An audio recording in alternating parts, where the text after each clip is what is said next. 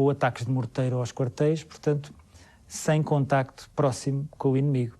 Não vi ninguém, mas estive debaixo de fogo, de facto, 2 vezes. Quando havia embates entre tropa portuguesa e tropa a nossa, as coisas não duravam mais 5, 10 minutos. E podiam morrer muitos, podia não morrer nenhum. Era tudo muito rápido. Uns tiros, umas granadas de morteiro, e depois ficavam uns quantos feridos, uns quantos mortos, e a coisa durava pouco tempo, 5, 10 minutos. O grupo atacante fugia o mais depressa possível para não ser perseguido, e era assim, era uma guerra com esta rotina. Eles evitavam-nos para não haver confronto. Portanto, nós andámos 10 ou 11 meses a sair para o mato, sempre na iminência de nos encontrarem, sempre perguntando a nós próprios o que é que vai ser quando eu encontrar alguém pela frente. Não se via o inimigo, não se tinha contacto visual com ele, exceto uma vez que conseguiu-se encontrar um inimigo morto. Uma equipa era a equipa do quartel, a outra equipa era a equipa da senzala, e eram pessoas que não habitavam as senzalas durante a semana toda, mas que aos fins de semana estavam lá, e essa confraternização não era assim uma coisa aberta, agora pomos aqui a arma de lado e vamos confraternizar, vamos todos jogar à bola. Não era assim, claro, como é evidente. Mas era subjetivo, mas era aceito por todos, quer dizer, que cada um fazia a sua guerra, mas estávamos a jogar à bola. Há casos em que foi apanhados rapazes no mato do inimigo que tinham estado dias antes a passar férias em missão, tinham o bilhete de cinema, ou seja, tinham estado em cadeiras ao lado de nós no cinema em missão, e depois quando chegava para a guerra cada um ia para o seu lado. Na fronteira de guerra convencionada, não é? A população que estava com os Torres vinha ao médico do quartel, estamos a falar na zona do mato, não é?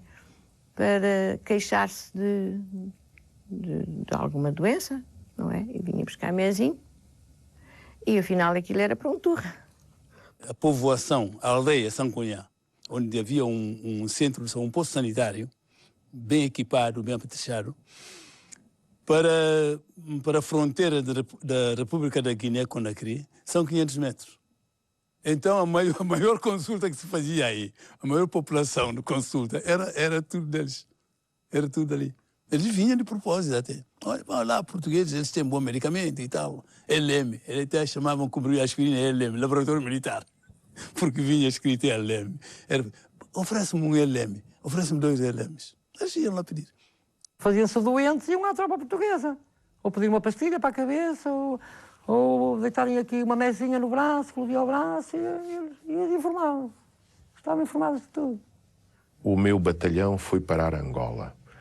E então houve unidades, houve pelotões que estavam na zona em que eu estava, e eu sabia disso porque as pessoas do povo falavam de oficial tal, as lavadeiras, etc. Acabávamos por saber quem estava do outro lado. Se eu tiver no café a encontrar alguém que esteve comigo há quase 30 anos em Angola, eu não tenho dúvidas nenhumas que neste momento a gente vai esquecer onde é que ia, quem é que está à nossa espera, enquanto não tivermos ali meia dúzia de dedos de conversa, não é? Não tenho dúvidas disso.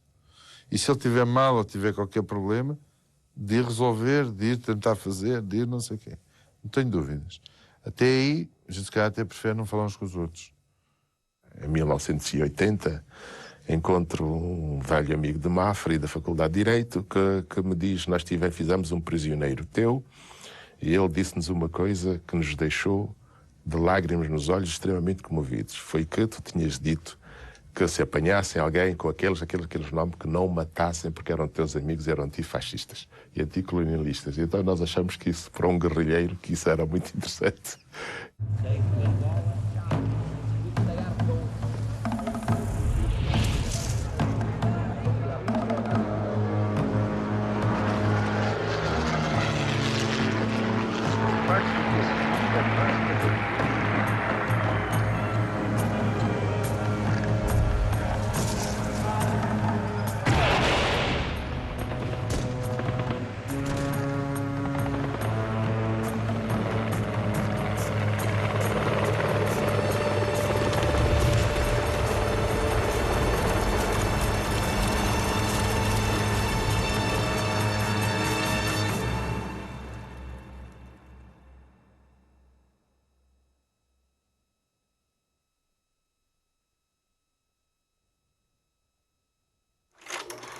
Marcelo Caetano visita o ultramar meio ano depois de chegar ao poder. A calorosa recepção ajudou a afastar-se da sua tese de autonomia progressiva que muitos desejavam e outros temiam. Meses antes, Eduardo Mondlane tinha sido assassinado com o livro Armadilhado. Não na sede da Frelimo, conforme a versão oficial moçambicana, mas no restaurante de uma antiga secretária. O atentado culmina uma profunda crise do movimento e abre um violento confronto, de que resultam purgas, deserções e mortes. Derrotados os reformistas, os mais influentes serão mortos já depois da independência. Casos de Urias Simango, Paulo Gumane e Lázaro Cavandame.